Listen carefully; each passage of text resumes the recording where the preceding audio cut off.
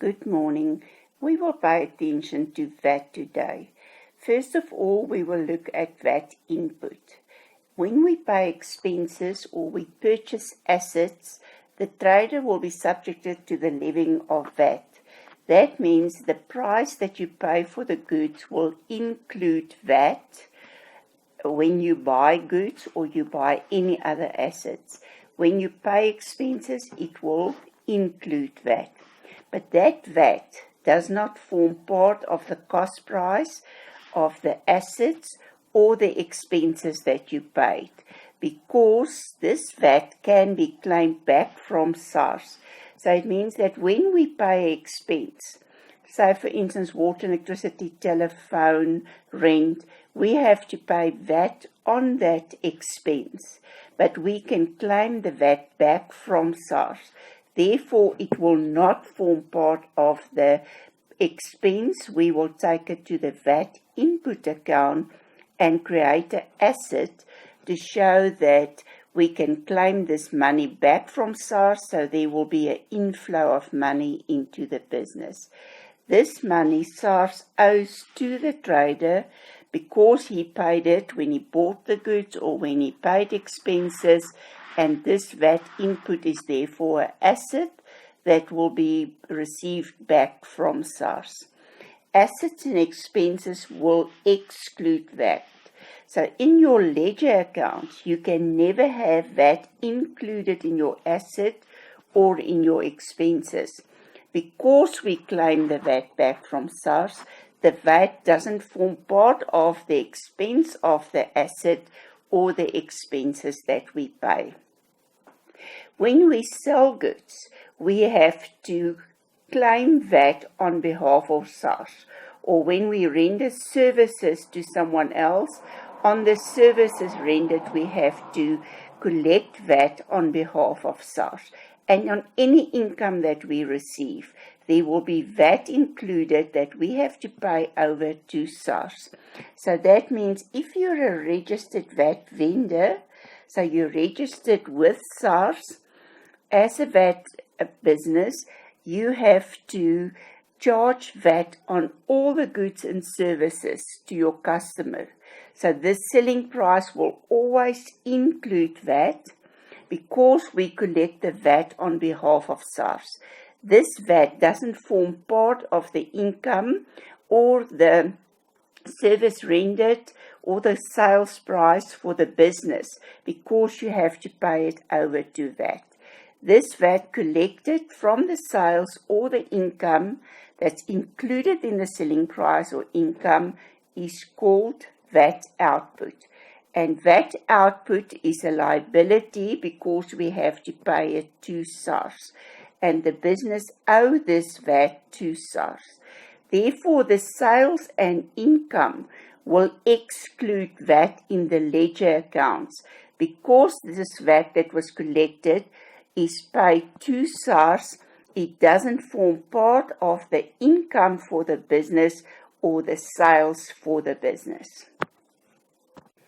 At the end of the month, the balance in the VAT input account and the VAT output account will be transferred to the VAT control account. So all your VAT input total amount will be transferred to VAT control. Your total VAT output that you collected on behalf of SARS, that balance will go to VAT control. And then the difference between the VAT input and the VAT output is the amount that's payable to SARS on the VAT collected from customers. That was VAT output, and VAT output is reduced with the amount of VAT that has been paid to suppliers with your VAT input. So if I take VAT output minus VAT input, I get the total amount that must be paid to SARS. The balance in the VAT control account will indicate the following. If it's a credit balance, it is a liability, and it indicates the amount that's owed to SARS, and that will be paid over to SARS. If we have a debit balance, then it means it is an asset, so then SARS will have to pay the money back to the entity.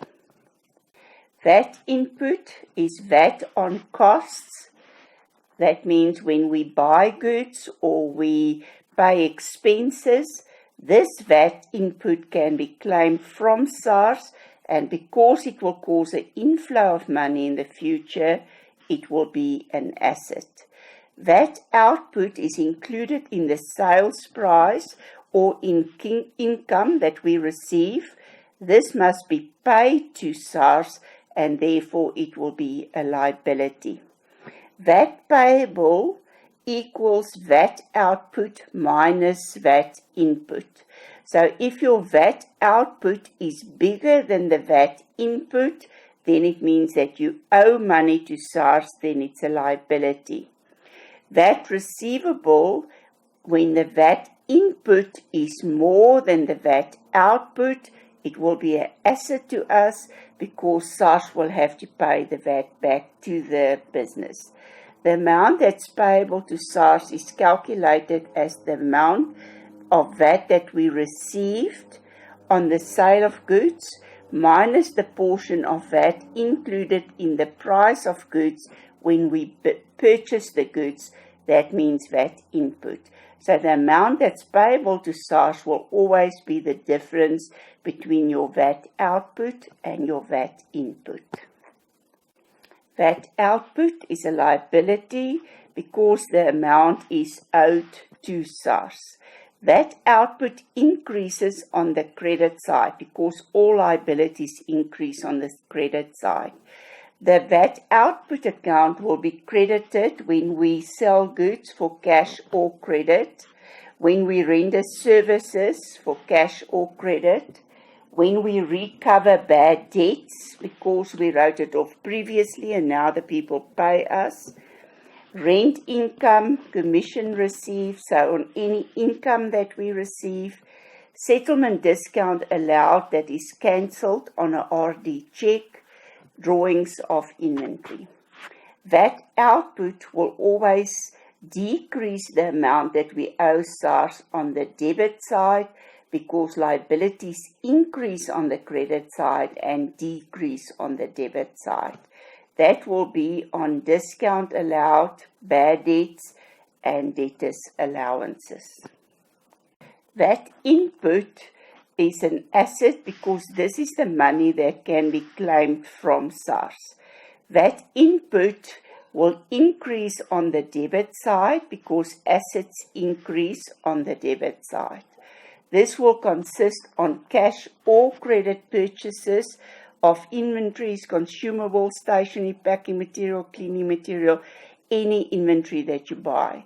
Cash or credit purchases of non-current assets, so on your fixed assets.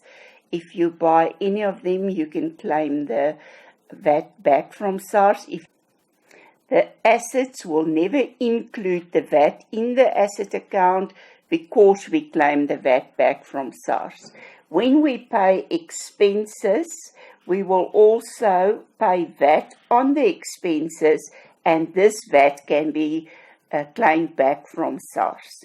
VAT input will decrease on the debit credit side because it's an asset. Asset increases on the debit side and decreases on the credit side. So creditors' allowances and discount received will decrease my VAT input. VAT exempted items is rates that you pay on your property because it is a tax already, so you don't pay tax on tax. Salaries and wages because you pay as you earn. Interest is not taxable by VAT, so it's an exempted product. Petrol, there is a lot of tax on petrol already, that's why we don't pay VAT on petrol. Entries that have no influence on VAT. If I invest money or that fixed deposit matures, it means I move my money from one account to another account. If I obtain a loan or I pay back the loan, it's a movement of money from one account to another account. When we sell the goods to the debtors, we already record the amount that we have to pay for VAT. So when they receive it, we don't show the effect on VAT again. And when we pay money to creditors on the money paid, there will be no VAT. If discount is allowed or received from creditors, it means that on the discount amount there will be a VAT effect. Drawing of money for use by the owner. So if he takes his own money out of the business, it is not taxable. But if he takes goods out of the business, he has to pay VAT. And on capital contribution that he donates to business, no VAT.